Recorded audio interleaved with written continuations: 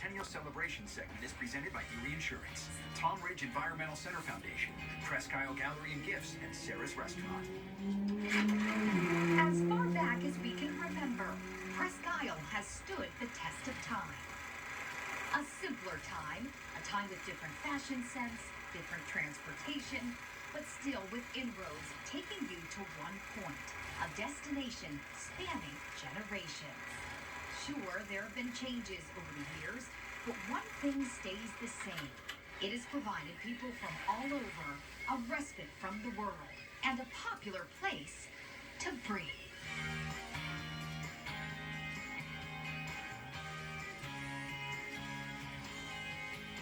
Welcome into Presque, a centennial celebration.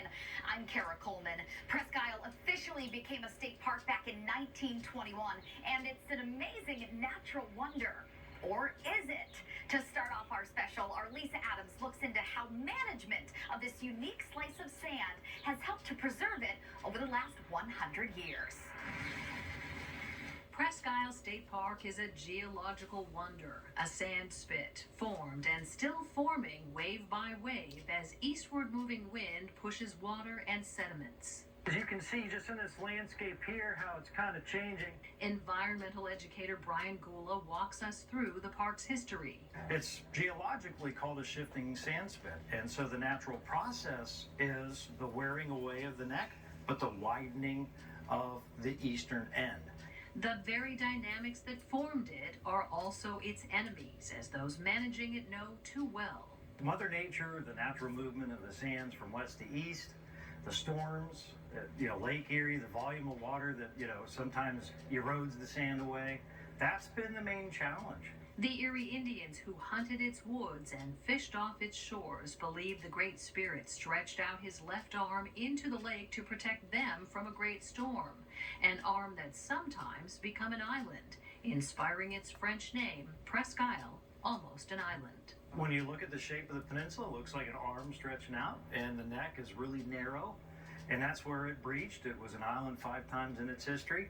Maintaining the balance of natural processes and infrastructure goes back more than a century, when the Harbor Commission asked the Army Corps of Engineers to develop a self-dredging channel, creating a safe harbor for cargo ships, and unwittingly shaping the future of the peninsula.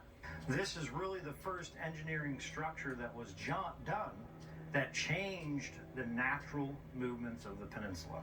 The next engineering structure, building a road, came in 1921 when Presque Isle became a state park. The challenge, to provide people easier access. Prior to that, if you wanted to go to the peninsula, you had to row a boat over. The waterworks, the ferry slip was the main hub at that time. This is it, the original lake road that made Presque Isle suddenly much more accessible. In fact, if you follow me here, you see this historic building, which was originally the Presque Isle police station. Officers could look out that window and count the cars, millions of them. Now, we had numbers in 1938 of 3 million visitors to the peninsula in 1938.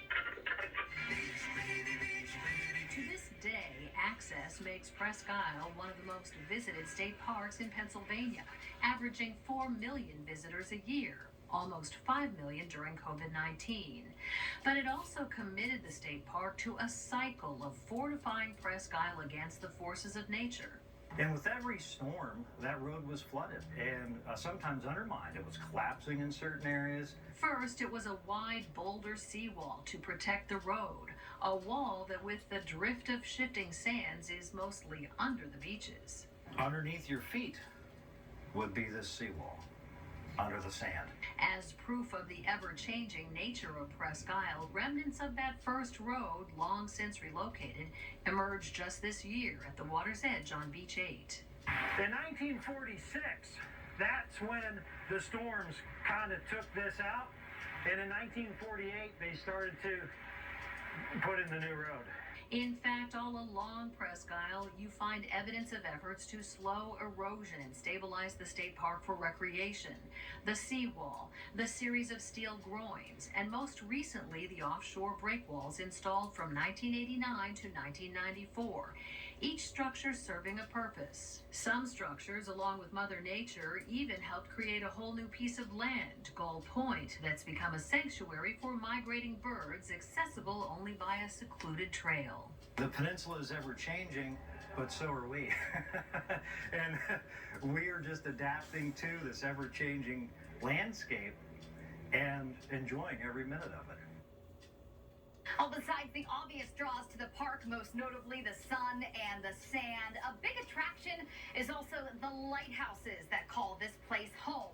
In fact, this one just reopened to the public following a COVID-19 shutdown. But just like the park itself, these lighthouses and their purpose are ever changing. We went to the top for a history lesson. It may be the best seat in the house if breathtaking views of Presque are what you came for. When you see this mark, not only do you know where you are within the park, you're about ready to, you're in Erie, Pennsylvania. But it gives more than a panoramic view of the peninsula. The Presque Lighthouse is also considered one of the area's most treasured historic sites, watching over the water near Beach 9 since the 1870s. The need for it really was to warn mariners in the 1800s of the peninsula. Lake Erie is a relatively straight coastline, but then all of a sudden you have the 7-mile peninsula that juts right out into the lake. Emily Pritchard is the environmental education specialist here at the park. The whole reason why they had to build this lighthouse was because... And gave us quite the history lesson once we had climbed all 78 steps to the top. The roads actually did not reach the lighthouse until the year 1927.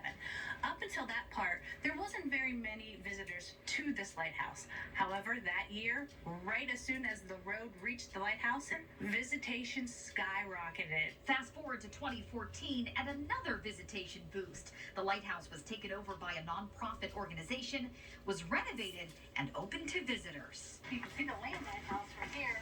And while the Presque Lighthouse may be the one most lighthouse enthusiasts come to see, there's an added bonus elsewhere in the park. The North Pier light was originally built in the year 1830. Not the same light that we're looking at right now. That would have been a wooden one. And as you can imagine what would happen in wood out on a pier in Lake Erie, it didn't last very long. So once that got demolished, it was replaced with the one that we're seeing here. And while both lights are still fully operational, Pritchard says their significance today is more about nostalgia. With GPS trackers, with everything that the boats have, they don't necessarily need lighthouses anymore, but it is still nice to see them being utilized out through the Great Lakes and along all the different shores, if not just for a little bit of a throwback. It's just a really a neat connection to the past. Well, it's so much fun here at Presque Isle, you kind of wish you lived here. Well, some people do, not only on the park, but on the water, in those houseboats. Our John Last explains what it's like to be a resident of Horseshoe Pond. This is Mike Hirsch's neighborhood. No lawn to mow. No salespeople knocking on his door. He lives in a houseboat on Horseshoe Pond at Presque Isle State Park. He wakes up in the morning to the sight of bald eagles, ospreys, and turtles. Even if it's stormy or calm, it doesn't matter. I just love the mornings, getting that cup of coffee, sitting out on the deck, and just, seeing what's happening on the pond that day. Mike wanted to live in a houseboat at Presque Isle since he was a kid. He's now been a resident for 20 years. His is the houseboat with a replica of a lighthouse on the deck. One of the many myths and misconceptions of Horseshoe Pond is that they never go for sale or they have to be handed down, and that's absolutely false. What is true is that the houseboats cannot be rented to vacationers. Mike is asked that question a lot. Each homeowner's contract with the state forbids the renting of property. Whether it's bikers on the roadway or kayakers in the water, a lot of people stop by and ask Mike questions about being the owner of a houseboat. And the number one question usually is about sanitation. Well, this lighthouse is an outhouse. The lighthouse is a porta potty, and that will get pushed ashore and pumped out. And then I also have an electric incinerating toilet, which is 220 volts, which takes care of that problem as well. The houseboat has all the comforts of a landlocked home. But that poses another question. How do you get those appliances and furniture across the water and into the house? Timing is the key. If you got to replace your refrigerator, you want to do that in the wintertime after the ice is frozen solid and you can drag it out here on a sled. Each of these homes is secured and floating. Mike has concrete blocks with anchor chains connecting the house to the bottom of the pond. And he uses 55-gallon drums from Welch's to keep the house afloat. It takes 120 of them. Presque Isle like you've never seen it before. It's time for a deep dive, and you don't want to miss it. Coming up next.